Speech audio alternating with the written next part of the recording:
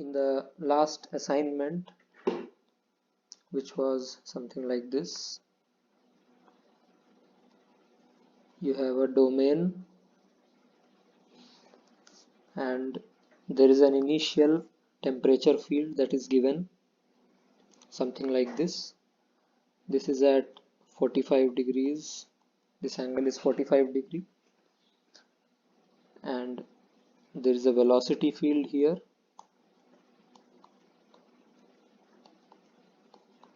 which is throughout the left and the bottom boundary. Okay, and this velocity magnitude you are given is 1, and here it is hot inside this line on the left bottom side of this line, and on the top right of this line it is cold. So T equal to 0, and here T is 1, and you are asked to calculate the temperature field at later times as this velocity field advects this temperature field and as this temperature field diffuses or conduction takes place. So this is a problem of advection and diffusion, or convection diffusion problem. Alright, so there were a few questions. The first obvious question is that the boundary conditions that we should use here. Till now, what we have studied in the class, in the examples that we have seen only Dirichlet boundary conditions.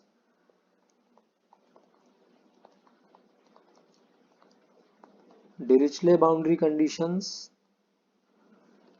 What is the meaning of Dirichlet? It means that the value of the variable, that is the value of temperature, is given, is some constant. Okay. There are other types of boundary conditions. One of the other basic boundary condition is Neumann.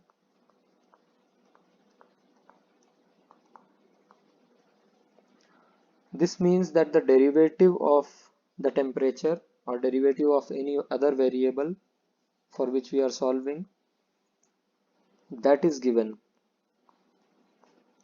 with respect to the normal direction of the boundary. So this is equal to some constant that is given. Generally this constant is 0. That's what a Neumann boundary condition is, but it can be anything in general. So here I asked you to use a Neumann boundary condition for temperature, because as you can imagine, when this front propagates with time, the boundary condition is going to change here. The value of the temperature is going to change here, as you can see in this part of the boundary. Initially it was 0, and now after some time it has become 1. Okay, so there is a change here. Now how to implement this in a code? So we'll see it from a one-dimensional example, from a one-dimensional point of view. Let's say this is a rod, a thin rod, so that the temperature conduction and advection can be imagined to be only in one direction. This is x direction, let's say, and there are n number of points, 1, 2, 3, and so on up to nx. These are the number of grid points on this rod that we have taken. Now T1, is unknown. What is known is that at x equal to 0 or at I equal to 1, I is the index of the point. Okay, so you are given that dou t by dou x at I equal to 1, this is 0, and you are also given that dou t by dou x at I equal to nx, this is also equal to 0. Physically, what this means for temperature conduction is that conduction is not happening at these 2 points. Okay, this means that uh, there is a there are insulators on both ends.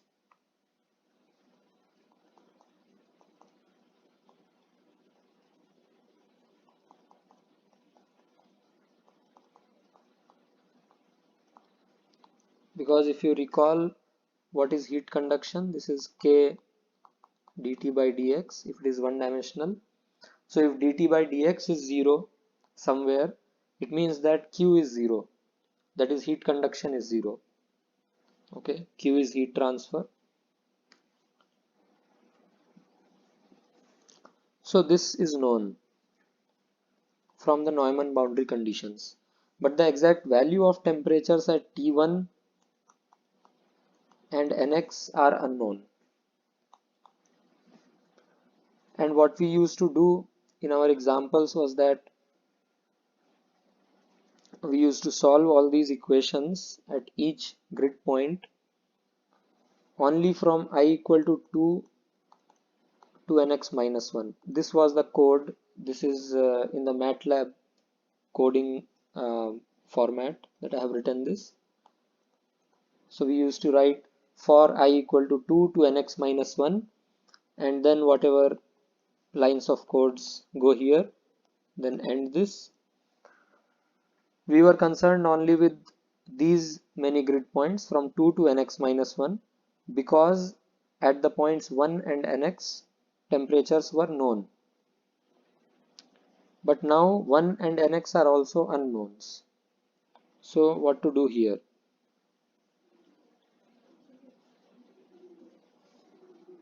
Let us write the equations again. The heat conduction equation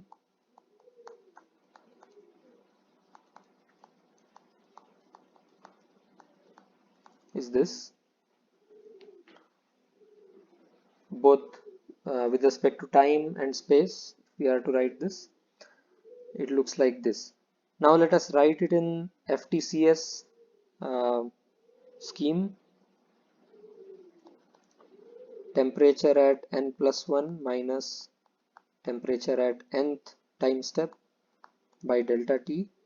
This is at grid point I equal to alpha, and central in space will be temperature at I plus 1 to Ti plus temperature at I minus 1 by delta x square, and all of this is at nth time step. So this is forward in time, central in space, which is explicit form of writing this discretized equation. Now we avoided the problem of unknown points by writing these equations, by solving for these equations only from I equal to 2 to Nx minus 1, because if you write I equal to 1 here, you can see that this I minus 1 will become 0. It is the grid point that we don't have. Grid points indices start from 1 and go to Nx. So 0 grid point is not there. Similarly, if we put I equal to Nx here, you can see that this I plus 1 will become Nx plus 1, and this grid point also does not exist. Okay, so what to do in this case? There are a few things that you can do. we learnt about one-sided differences. So at these two ends, when you are writing the equations, the discretized equations at I equal to 1 and nx, you can use one-sided derivatives to write this second derivative. That is one approach of doing this. So for the rest of the points, you use FTCS, and for I equal to 1 and nx, you use a modified scheme, not central in space. It can be one-sided. Okay. And the other way is to have two more points on either side of this rod, two more points. Let us call them 0 and nx plus 1. Both of these are ghost points. Okay. What these ghost points will do is they will allow us to write equations at 1 and nx. Now, we know from the boundary condition these two are two extra equations. If you can imagine this, these two are two extra equations, and we have introduced two extra points as well, 0 and nx plus 1. So from these two extra equations, what we get is, if you write dou t by dou x at I equal to 1 in central difference form, this will give us t2 minus t0 by 2 delta x. This is equal to 0. So immediately what you get is t0. What is t0? So t0 is equal to t2. That is what you get from here. Similarly, if you write the same similarly for nx point, you will get t nx plus 1 minus t nx minus 1 by 2 delta x equal to 0. So from here also you get t nx plus 1 is equal to t nx minus 1. Physically, which again makes sense because this is like a symmetry boundary condition. Whatever is happening on the inside at point 2 is the same thing what is happening at 0. So the temperatures are maintained same on these two boundaries, on these 2 points. That is what it means.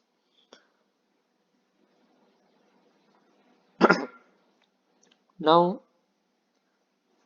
when you are writing this equation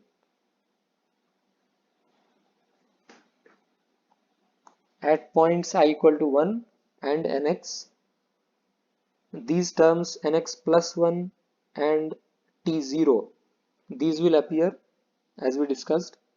But now what you can do is you can replace these two terms tnx plus 1 and t0 by t2 and tnx minus 1. Okay, so now there is no problem. Like this you can write all these equations and you can solve for all these points, because now you know what is t0 and tnx plus 1. In a code, what you can do is you can solve for I equal to 1 and I equal to nx separately. You can write these two equations here because the format of those two equations will be slightly different. Okay, and then for I equal to 2 to nx minus 1, you can write it here like you are writing usually. The only thing is that you have to make sure that the Scarborough criterion is satisfied. So the order of solving the equations, what is on the left hand side, what are you supposed to keep on the left hand side, that matters while solving using these iterative methods like Gauss-Seidel. Okay, so that you have to take care of, but usually that is always satisfied in such cases. So you start with t1, okay, and you write everything on the right hand side, First solve that, then solve for T2. So first write for I equal to 1, whatever the equation is. Then for I equal to 2 to nx minus 1, write here. Then after this, write for nx. Okay. When all of this is completed, your one loop of this Gauss Seidel is completed. Then you calculate the error as usual, and then go to the next next Gauss Seidel iteration. And when all the Gauss Seidel iterations are converged, then go to the next time step. So this is how you use Neumann boundary conditions and solve for them.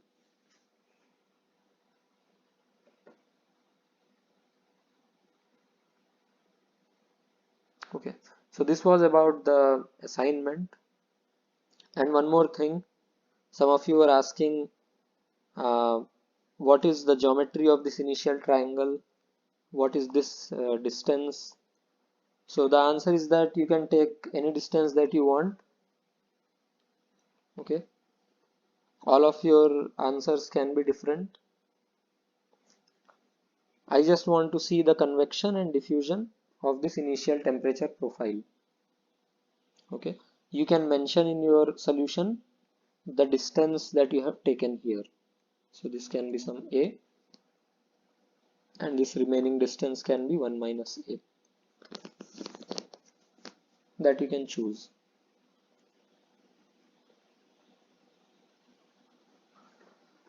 Okay, so now in this course what we have done is we have seen the solution of a wave equation,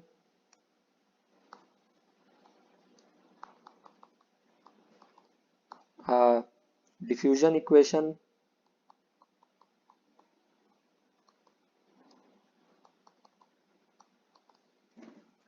a convection diffusion equation which has properties of both wave and diffusion,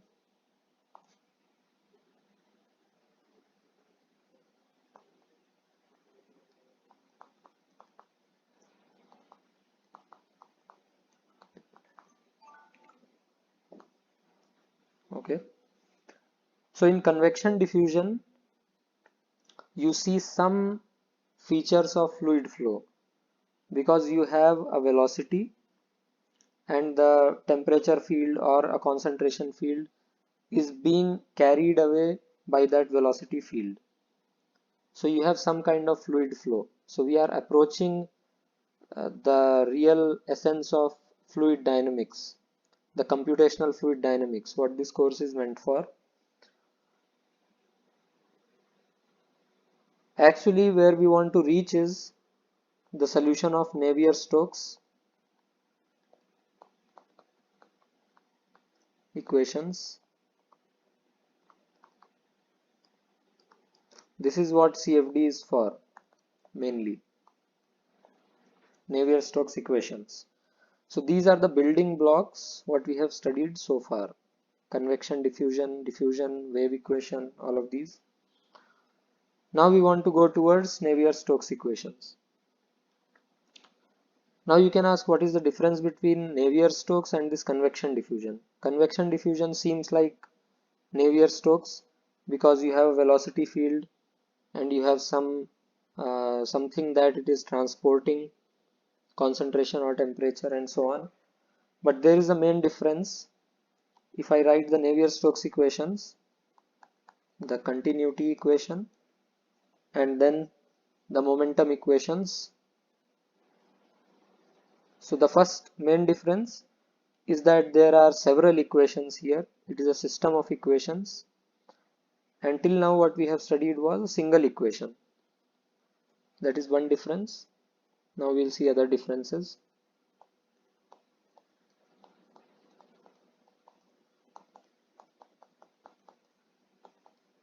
So I'll write a simple Navier-Stokes equation without gravity and other forces. This is for a Newtonian fluid, simple fluids like water, air, which don't have a complicated dependence of stress on strain rate. So this is what it looks like for an incompressible fluid. All right. What you can notice here is that the velocity is not known. Velocity has to be calculated from here. Also, there is one more thing you have to calculate is pressure. Pressure and velocity field. Both are interdependent, as you can notice from here, because you have to solve both the equations simultaneously. Now, one of the problems here is that from this equation is also for velocity, and this equation, the first equation, is also for velocity. The second equation also contains velocity. There is no explicit equation for pressure. You cannot calculate pressure explicitly. You have to solve them simultaneously to calculate both pressure and velocity. In the convection diffusion equation, the velocity was known. If here also the velocity is known, then it becomes very simple. Velocity is known means it will satisfy the first equation by definition. And then from the second equation, you can directly write del P equal to all the terms on the right hand side, and then you will get the pressure. The main problem is that velocity and pressure both are unknown here. You have to calculate them both. Now, pressure can also be thought of as some parameter here that makes the fluid satisfy continuity equation. So if you solve the second equation and this pressure gradient, also note that pressure is not something that appears here directly. It is only the pressure gradient that appears. So the pressure gradient has to be set in the fluid such that the velocity field satisfies the continuity equation. Okay. Now there is a simple solution for this for two-dimensional problems. There is an approach known as stream function vorticity. Stream function vorticity method, where what we do is we take a cross product on both the sides of this equation. Sorry.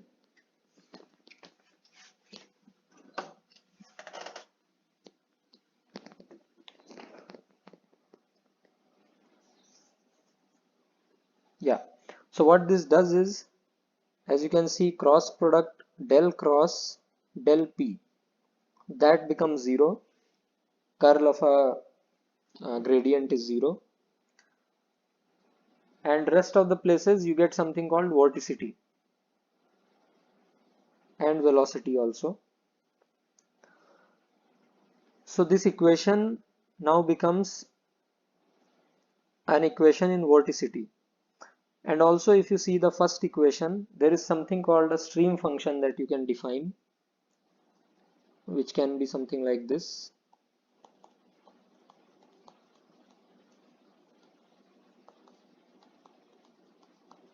If we define a stream function, some variable psi, which satisfies this condition, that the x component of velocity is dou psi by dou y, and y component of velocity, that is v, is minus dou psi by dou x. If you define something like this, then the first equation is automatically satisfied. We can show that. So this is the continuity equation. This is the left hand side of the continuity equation, del dot u. Now if we substitute these values, it becomes dou 2 psi by dou x dou y, and this also becomes minus dou 2 psi by dou y dou x. Okay, so derivative with respect to first y and then x, or first x and then y. That is the same for continuous functions. So these two cancel out, and you can see that it is always equal to 0. So the continuity equation is automatically satisfied if you define a stream function variable like this. So finally what you get from here is two equations, one in stream function, both in stream function and vorticity, psi and omega. Omega is vorticity, which is also del cross u. Okay, and psi is, we define it like this. Okay, so this eliminates pressure, and you get equations in two unknowns, and there are two equations. You can note that here we had three equations. In two dimensions, there are two momentum equations because you have a vector u here. So there are two momentum equations and one continuity. Now, after applying this cross product and deriving these stream function and vorticity equations, you are left with only two equations which are easier to solve, and there is no pressure term involved.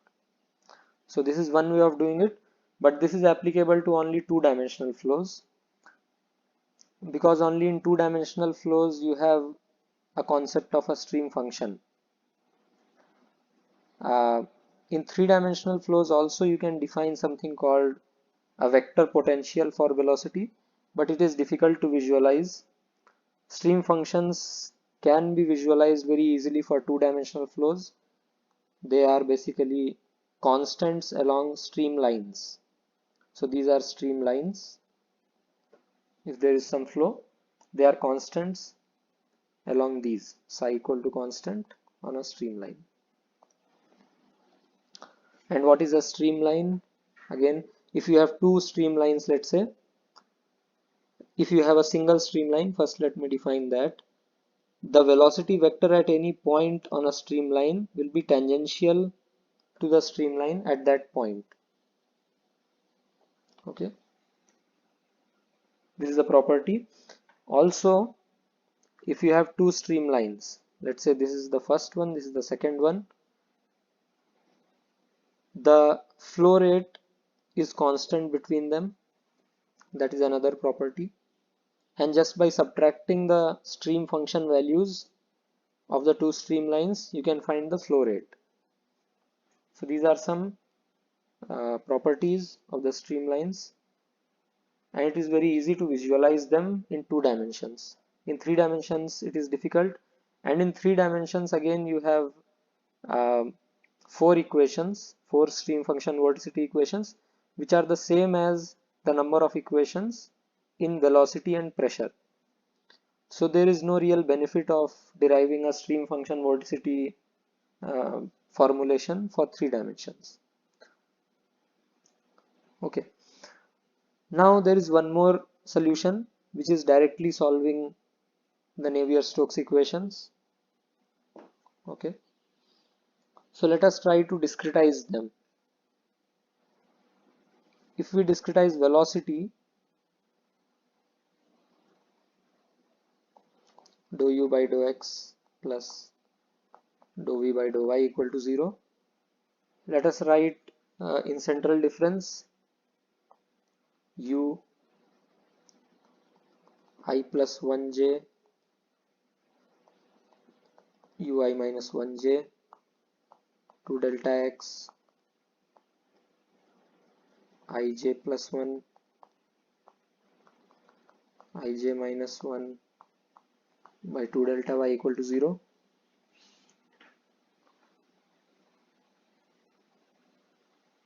What you see from here is to satisfy continuity equation with central difference formula, what we need is that alternate grid points, the velocity on the alternate grid points is same, the horizontal velocity as well as vertical velocity component. So if This is the grid, and let us just talk about the horizontal velocity right now. At this point, let's say it is 1. At this point also it is 1. At this point, let's say somehow it comes out to be 10. Okay, and similarly for all the points, 1, 10, 1, 10, like that. If it is like this, if somehow you develop a solution like this because of some error introduced somewhere, then this velocity field is also going to satisfy the continuity equation, and the code will not know whether there is some oscillation in the velocity or not. You are going to have this left hand side equal to 0. Okay, it will seem as if the continuity equation is satisfied here, whereas actually it is not. Okay, to avoid this problem, what you can do is you can reduce the order of accuracy, and you can just use the forward difference or backward difference. Okay, now the other problem with the pressure, if you see the pressure gradient term, in the x momentum equation you will have dou p by dou x, in the y momentum equation you will have dou p by dou y, with a negative sign on the right hand side. If you write a central difference formula, you will get p I plus 1 minus p I minus 1 by 2 delta x. Similarly for y, you can imagine I j plus 1 I j minus 1. Okay, here also if I have a pressure field, I'll write the numbers in red color for pressure. Let's say it is 100, 50, 100, 50, and so on in the x direction. Here it is, let's say 20, 10, 20, 10, and so on. Again 100, 50, 50, like that. Then you can see that dou p by dou y, which will use only these points, will show as if pressure gradient is 0. Okay, because we are considering alternate points only. And in x direction also, these 2 points, or these 2 points if you take, or these 2 points, it will look as if the pressure gradient is 0, whereas it is not. Okay, so this is the problem with solving Navier-Stokes equations.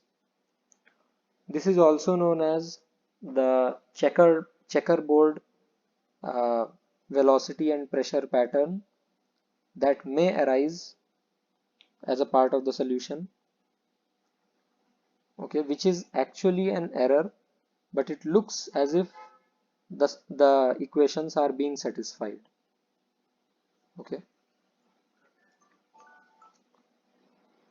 so this is a problem, the solution of which we will discuss in the next class. Thank you.